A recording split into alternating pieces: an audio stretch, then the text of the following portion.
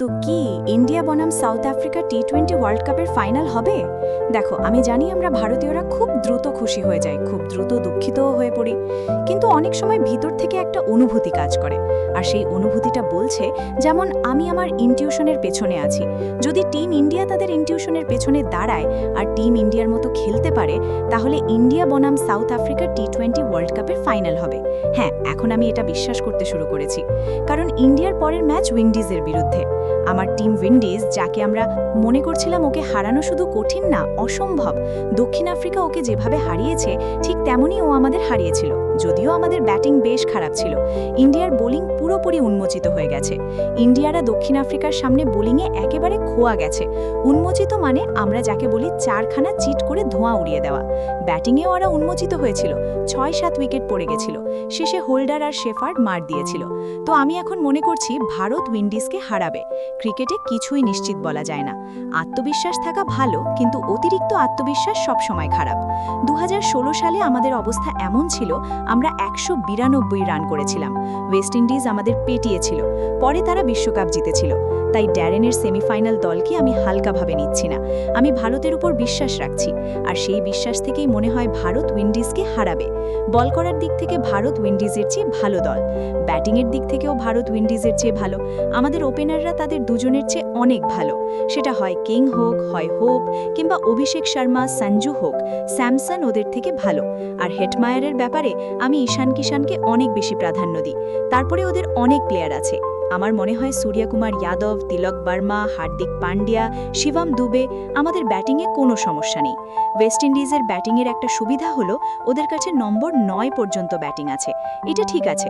টি20তে যদি নম্বর 9 পর্যন্ত ব্যাটিং করতে হয়, তাহলে বুঝতে হবে গেমের অর্ধেকটা শেষ হয়ে গেছে। আপনি কোথাও না কোথাও পিছিয়ে পড়বেনই, যা আজকে ওয়েস্ট ইন্ডিজেও দেখা গেছে। বোলিংয়ের দিক থেকে আমাদের ওদের সাথে কোনো তুলনা হয় না, একদম নয়। তো আমি মনে করছি ভারতের টিমটাই সবথেকে ভালো, যারা ফাইনাল খেলতে পারবে। কেন? আমরা ওয়েস্ট ইন্ডিজকে হারাবো। ওয়েস্ট ইন্ডিজকে হারালে ভারত আর দক্ষিণ আফ্রিকা সেমিফাইনালে উঠবে। আমাদের ম্যাচ হবে হয় ইংল্যান্ডের সাথে, নয়তো নিউজিল্যান্ডের সাথে। ইংল্যান্ড যেই ফর্মে আছে, ভারত একটা কন্ডিশন। আমি মনে করি ইংল্যান্ড এখন একদম ব্যক্তিগতভাবে খেলছে, তারা টিম হিসাবে খেলছে না। তাদের বোলিং দুর্বল, ব্যাটিংও ছটপট করছে। বেশিরভাগ ব্যাটসম্যান ফর্মে নেই। ক্রিকেটে কিছুই ঘটতে পারে। এমনও হতে পারে যে একদিনে বাটলার ফর্মে চলে আসবে, ঠিক সেই দিনেই সাল্টও চলবে। সুযোগ অনেক বেশি যে যদি ভারত ইংল্যান্ডের সঙ্গে মেলে, তবে ভারত ওদের হারিয়ে দেবে। আমরা তো বেটার টিম। ইংল্যান্ড কাঁদতে কাঁদতে এসেছে, কাঁদতে কাঁদতে এসেছে। তারপর নিউজিল্যান্ড আসে। নিউজিল্যান্ড তো যে কোনো দিন ফেভারিটদের মধ্যে একটা।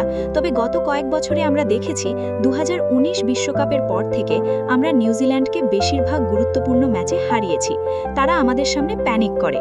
আর আমি মনে করি যেভাবে সূর্যকুমার যাদবের দল 5 ম্যাচের টি20 সিরিজে আমরা নিউজিল্যান্ডকে এমনভাবে একদম বাচ্চাকানার দল বানিয়ে দিয়েছিলাম, 4-1 দিয়ে জিতেছিলাম। যদিও তখন মেট হেনরি ছিল না, আর মেট হেনরি যখন বোলিং করছিল, যেই বোল্ড খেয়েছিলাম সেটা আমার মাথা থেকে এখনও যায়নি। তবুও আমার মনে হয় ভারত নিউজিল্যান্ডকে সহজেই হারাতে পারবে। আর যদি তা হয়, তাহলে আমরা এখানেই হারব। আমাদের সঙ্গে আছে দক্ষিণ আফ্রিকা, যারা এই দুই দলকেও হারানোর কাবিল। আর যদি এই দুই দল হেরে যায়, তাহলে ভারত বনাম দক্ষিণ আফ্রিকা হবে ফাইনাল। সেটা হবে একদম সিনেমার মতো ম্যাচ। সেটা হবে একদম সিনেমার মতো ম্যাচ। ভারত জিতবে নাকি দক্ষিণ আফ্রিকা? জিতবে কে জানি না, কারণ আফ্রিকা খুব মজবুত দল, আমরাও মজবুত দল। যার দিন ভালো হবে, যার সাথে প্রকৃতির নিয়ম থাকবে, যার সাথে টস হবে, যে ভালো মুহূর্তে থাকবে, সেই ওয়ার্ল্ড কাপ তুলে নেবে। কারণ দুটো দলই মজবুত। তুমি সাউথ আফ্রিকার ব্যাটিং লাইন আপ দেখো, অনেক সুশৃঙ্খল লাইন আপ। তবে ঠিক আছে, দেখবো এখন সাউথ আফ্রিকার কি হবে জানি না। কিন্তু আজ ধন্যবাদ আফ্রিকা, কারণ উইন্ডিজকে হারিয়ে তুমি যে আমাদের অক্সিজেন দিয়েছো, সেটা খুব দরকার ছিল। যদি ভুল করে উইন্ডিজ আর জিতত, তাহলে ভারত সেমিফাইনালে যাওয়াই হতো না, ইচ্ছে করেও পৌঁছতে পারছিল না। কিন্তু ওয়েস্ট ইন্ডিজ 176 রানেই আটকে যায়। আর তারপর দক্ষিণ আফ্রিকা তাদেরকে একপক্ষীয় ম্যাচে মাত্র 16 ওভারে 177 রান করে মাত্র 1 উইকেট হারিয়ে ম্যাচ শেষ করে দেয়। সুতরাং ভারত থেকে দক্ষিণ আফ্রিকার টিমকে অনেক ধন্যবাদ ভাই, অনেক অনেক ধন্যবাদ। বাকি কাজটা আমরা জিম্বাবুয়ে সাহেবরা পুরো করে দিয়েছি। নরেন্দ্র মোদী স্টেডিয়ামে দক্ষিণ আফ্রিকার দারুণ পারফরমেন্স হয়েছে। যদিও নরেন্দ্র মোদী স্টেডিয়ামের একটা বড় দারুণ রেকর্ড আছে, যে এখানে যে দল জিতেছে পরের সময় ওরা শেষ হয়ে গিয়েছে। আপনি ইতিহাস একটু দেখবেন, অস্ট্রেলিয়া 2023 সালে এখানে জিতেছিল, তারপর শেষ হয়ে গিয়েছিল। হার্দিক পান্ডিয়া এখানে ট্রফি জিতেছে, এখন শেষ। যারা এখানে জিতে যায় তারা পরের দিকে বিশ্বে আর উঠে দাঁড়াতে পারে না, তারা অনেক দীর্ঘ সময় ধরে মাথা নিচু করে থাকে। এমন সময় দক্ষিণ আফ্রিকার দল বারবার এখানে জিতে চলেছে, তাই আমরা ধরেই নিচ্ছি তারা এখান থেকেও উঠতে পারবে না। ফাইনালটা আমরা জিতে নেব। কিন্তু ফাইনালের শুরুতেই আবার সেই গল্প। ভাই সাহেব, একসময় আলোচনা হচ্ছিল যখন টিজার আসছিল যে ইতিহাস রচনা করব। কি ইতিহাস রচনা করব? এডেন মার্কামের চোখে আবার কাদু আসবে? মিলারে আমরা কি আবার কাঁদাবো? না মিলার নিজের কাদু মার্কাম তাদের চোখের জলকে বদলা নেবে? কারণ টিম বাবু একদম সলিড, ওদের হালকা নিও না, খুবই শক্তিশালী দল। কুইন্টন ডিকক, রেকেলটন মার্করাম, ক্রিস্টেন স্টাবস, ব্রেভেস, মাইটি মিলার, ইভেন বশ। বোলিংয়ে বশ আর নিগরি ভাইদের ভুলে যেও না, লুঙ্গি তো বোলিংয়ে ঝড় তুলছে। আর এইসব তখন যখন আমরা রাবাদার কথা বলছি না। ওদিকে কেশব মহারাজ আছে, তো তারা একদম ফেনমেনাল। লুঙ্গি একা অনেক ম্যাচ জিতিয়েছে, আফগানিস্তান ম্যাচটা তো জিতিয়েই ফেলেছে।